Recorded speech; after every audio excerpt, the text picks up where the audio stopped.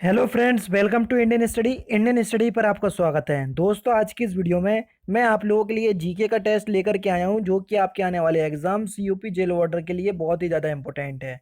तो वीडियो को एंड तक जरूर देखिएगा, क्योंकि लास्ट में मैं आपसे क्वेश्चंस भी पूछूंगा और उसका आंसर आपको कमेंट बॉक्स में बताना होगा। साथ ही साथ आप इस वीडियो की पीडीएफ डिस्क्रिप्शन में टेलीग्राम चैनल का लिंक दिया हुआ है, वहां से आप प्राप्त कर सकते हैं।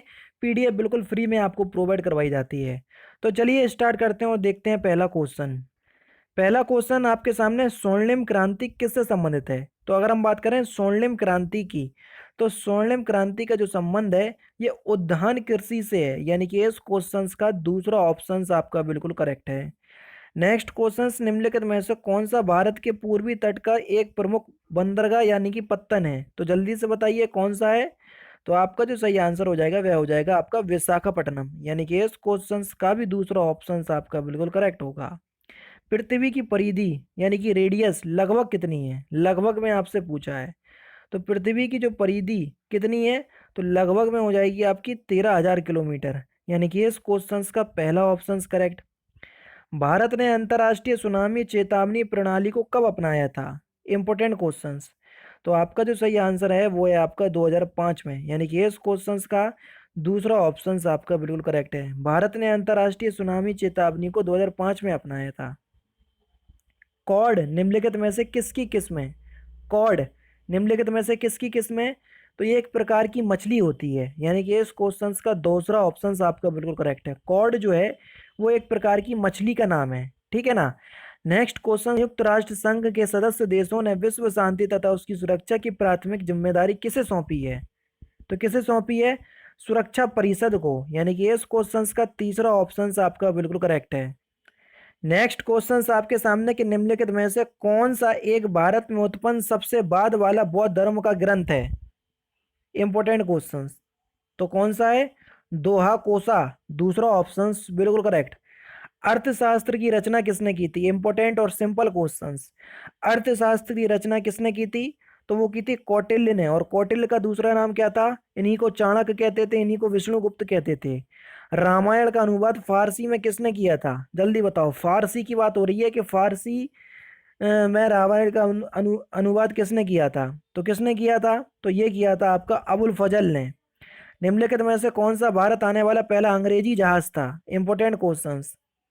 तो कौन सा था? उसका नाम था रेड ड्रैगन, तीसरा ऑप्शन करेक्ट। मानवों में लिंग का निर्धारण होता है किसके द्वारा? देखो, लिंग का जो निर्धारण है ये गुणसूत्रों के द्वारा होता है, यानी कि इस क्वेश्चन का दूसरा ऑप्शन करेक्ट। और मनुष्य में गुणसूत्रों की संख्या कितनी होती है? 46। अगर पेयर्स की बात करें, जोड़े की, तब जाके आपको 23 लगाना है, और अगर जोड़े की बात ना करें तो 46 ही आपको टिक करना है। पेयजल में फ्लोरीन की कमी से होता है कौन सा रोग? जल्दी बताइए। फ्लोरीन की कमी से। तो सही आंसर हो जाएगा आपका दंत शरण, यानी कि इस क्वेश्चन का पहला ऑप्शन आपका बिल्कुल करेक्ट। विश्व विकास रिपोर्ट एक वार्षिक प्रकाशन है जो किसके द्वारा प्रकाशित की जाती है? तो ये की जाती है आपकी वर्ल्ड बैंक के द्वारा, यानी कि इस क्वेश्चन का चौथा ऑप्शन करेक्ट है। और वर्ल्ड बैंक की अभी अध्यक्ष कौन है? डेविड मालापास, पता होना चाहिए। निम्नलिखित में से कौन सुमेलित नहीं है, ये हमको बताना है। जीव मिल्खा सिंह का जो संबंध है वो टेनिस से है। अच्छा, कौन सा सुमेलित है ये हमको बताना है। जीव मिल्खा सिंह ये टेनिस से है? नहीं भैया। बाईचिंग भूटिया हॉकी से है? गलत है। पंकज आडवाणी बैडमिंटन से? गलत है। झूलन गोस्वामी क्रिकेट से है? बिल्कुल ठीक है, ये दूसरा ऑप्शन करेक्ट हो जाएगा। और झूलन गोस्वामी वह पहली महिला थी जिन्होंने 200 विकेट लेकर इतिहास रचा था।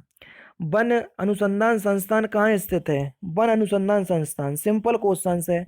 तो वन अनुसंधान संस्थान जो है ये देहरादून में स्थित है। पहला ही ऑप्शन आपका बिल्कुल करेक्ट होगा। निम्नलिखित में से वह कौन सा देश है जिसके भारतीय मूल के लोगों को भारत के साथ दोहरी नागरिकता प्रदान किए जाने के संबंध में विचार किए जाने का प्रस्ताव है? तो कौन सा देश है वे? सही आंसर हो जाएगा त्रिनिदाद और टोबैगो, तीसरा ऑप्शन आपका बिल्कुल करेक्ट है। नेक्स्ट क्वेश्चन से आपका कि निम्नलिखित में से वह अधिकार कौन सा है जिसकी गणना भारत के संविधान में नहीं की गई है लेकिन उच्चतम न्यायालय ने उसे मौलिक अधिकार बताया है? तो वह आपका स्थायी आवास का अधिकार, चौथा ऑप्शन आपका बिल्कुल करेक्ट। खुले बाजार प्रचालन क्या होते हैं? जल्दी बताइए। खुले बाजार प्रचालन क्या होते हैं? तो ये सरकार द्वारा श्रेष्ठ प्रतिभूतियों का बेचा जाना। तीसरा ऑप्शन करेक्ट। कौन से शासकों ने एलोरा मंदिरों का निर्माण करवाया था? तो आपको पता होना चाहिए, सिंपल है, राष्ट्रकूट शासकों ने करवाया था। कौन से शासकों ने? राष्ट्रकूट शासकों ने। नेक्स्ट क्वेश्चन आपके सामने कि केंद्रीय जल आयोग द्वारा तीसरा राष्ट्रीय बांध सुरक्षा सम्मेलन कहाँ आयोजित किया गया? जल्दी बताइए। केंद्रीय जल आयोग द्वारा तीसरा राष्ट्रीय बांध सुरक्षा सम्मेलन कहाँ आयोजित किया गया? तो ये रुड़की में आयोजित किया गया था। तीसरा ऑप्शन करेक्ट। लॉस एंजलिस में संपन्न हुए 89वें एकेडमी ऑस्कर पुरस्कार समारोह के निम्नलिखित विकल्पों का असद यानी कि जो गलत है वो हमको बताना है। तो सही आंसर हो जाएगा सर्वश्रेष्ठ अभिनेत्री वियोला डेविस, ये गलत है। चौथा ऑप्शन करेक्ट। हालांकि अब तो 91 में भी हो गए हैं, तो अब 91वें वाले के बारे में पूछा जाएगा, इसके बारे में आप याद ना करें तो ही बेहतर है। नेक्स्ट क्वेश्चन की तरफ चलते हैं। किस क्षेत्र में अधिकांश मौसमी संबंधी गतिविधियां होती हैं? तो कौन से क्षेत्र में होती हैं सबसे ज्यादा मौसमी घटनाएं? तो आप सभी लोग जानते हैं झोम मंडल में होती हैं और वायुयान समताप मंडल में होते हैं, है ना। तो ये दोनों क्वेश्चंस पूछे जाते हैं। नेक्स्ट क्वेश्चन है आपका कि निक्षेप सेवाओं का अभिप्राय क्या है? तो निक्षेप सेवाओं का अभिप्राय है आपका निवेशकों के लिए एक सलाहकारी सेवा, यानी कि इस क्वेश्चन का चौथा option correct. Royal society of London का प्रथम भारतीय फेलो कौन था? प्रथम की बात हो रही है, बहुत इंपॉर्टेंट क्वेश्चन है। तो सही आंसर हो जाएगा AC बाडिया। दूसरा ऑप्शन करेक्ट। अजंता चित्रकारी का विषय वस्तु निम्नलिखित में से किससे संबंधित है? अजंता चित्रकारी, तो ये बौद्ध धर्म से संबंधित है। दूसरा ऑप्शन आपका बिल्कुल करेक्ट। शरीर का वह विश्राम कौन सा है जो शरीर का वह अंग कौन सा है जो कभी विश्राम नहीं करता? तो आप सभी लोग जानते हैं वह कौन सा अंग है? हृदय। ये कभी विश्राम नहीं करता, इसने विश्राम करना शुरू कर दिया, तो समझ जाओ क्या हो सकता है। निम्नलिखित में से किसे भूमध्य सागर की कुंजी कहा जाता है? जल्दी बताओ। भूमध्य सागर की कुंजी किसे कहा जाता है? तो आपका जो सही आंसर हो जाएगा वह हो जाएगा आपका जिब्राल्टर जल संधि को, यानी कि इस क्वेश्चन का तीसरा ऑप्शन आपका बिल्कुल करेक्ट। रूप चित्र का निर्माण किसके समय में शुरू हुआ था? रूप चित्र का निर्माण किसके समय में शुरू हुआ था? तो सही आंसर हो जाएगा अकबर। किसके समय में शुरू हुआ था दोस्तों? अकबर। तीसरा ऑप्शन बिल्कुल करेक्ट। नेक्स्ट क्वेश्चन आपके सामने, अफजल खां जिसकी शिवाजी ने पार नामक स्थान पर हत्या कर दी थी, किस राज्य से संबंधित था? तो ये किस राज्य से संबंधित था? तो ये बीजापुर से संबंधित था। चौथा ऑप्शन करेक्ट। 19वीं सदी में भूमि की बढ़ती हुई मांग के कई कारण थे, निम्नलिखित में से कौन से कथन सही है? तो आपको बताना है कौन कौन से कथन सही हैं। औद्योगिकरण का अभाव, बढ़ती हुई जनसंख्या, आवासीय भूमि की आवश्यकता या कुटीर उद्योगों का विनाश। तो देखो पहला तो बिल्कुल ठीक है, औद्योगिकरण का अभाव। बढ़ती जनसंख्या भी बिल्कुल ठीक है। आवासीय भूमि की आवश्यकता ये गलत है। कुटीर उद्योग का विनाश ये भी बिल्कुल ठीक है। तो सही आंसर हो जाएगा तीसरा। 1 2 4 आपके बिल्कुल ठीक है। नेक्स्ट क्वेश्चन, 20वीं सदी में नील उद्योग का पतन हो गया, इसका मुख्य कारण क्या था? तो इसका मुख्य कारण क्या था? कृत्रिम नील के उत्पादन से, यानी कि इस क्वेश्चन का पहला ऑप्शन आपका बिल्कुल करेक्ट है। नेक्स्ट क्वेश्चंस की तरफ चलते हैं। नेक्स्ट क्वेश्चंस के आपका केतली में जल को उबालने पर उसकी आंतरिक परत पर सफेद परत निम्न की जम जाती है। तो किसकी सफेद परत जम जाती है ये हमसे पूछा है। तो किसकी जमती? कैल्शियम एवं मैग्नीशियम के कार्बोनेट की। नेक्स्ट क्वेश्चंस, भारत का पहला लोकसभा अध्यक्ष कौन था? जल्दी बताओ, सिंपल क्वेश्चंस और इंपॉर्टेंट क्वेश्चंस। तो भारत का पहला लोकसभा अध्यक्ष कौन था? बिल्कुल ठीक, GV मावलंकर जो थे वो भारत की लोकसभा के प्रथम अध्यक्ष थे। तीसरा ऑप्शन करेक्ट।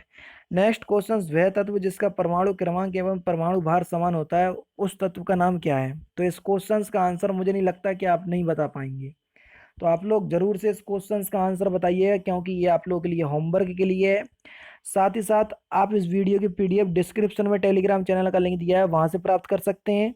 और मैंने दिल्ली पुलिस कांस्टेबल के लिए आप लोगों के लिए लास्ट ईयर का पेपर प्रोवाइड करवाया, आप लोगों ने उसमें ज़्यादा इंटरेस्ट नहीं लिया, तो आज मैं इसकी एंड स्क्रीन पर आपको उस वीडियो का लिंक प्रोवाइड करवा दूंगा, तो देखिएगा, क्योंकि काफ़ी ज़्यादा इंपॉर्टेंट सेट पेपर है। उसमें आपको ये आइडिया मिल जाएगा दिल्ली पुलिस कांस्टेबल का एग्ज़ाम किस तरीके से आता है। जैसे ही आपकी वैकेंसी आ जाएंगी तो मैं आपकी तैयारी और तेज करवा दूंगा दिल्ली पुलिस कांस्टेबल की, तो आपको बिल्कुल भी डरने की ज़रूरत नहीं है। ठीक है।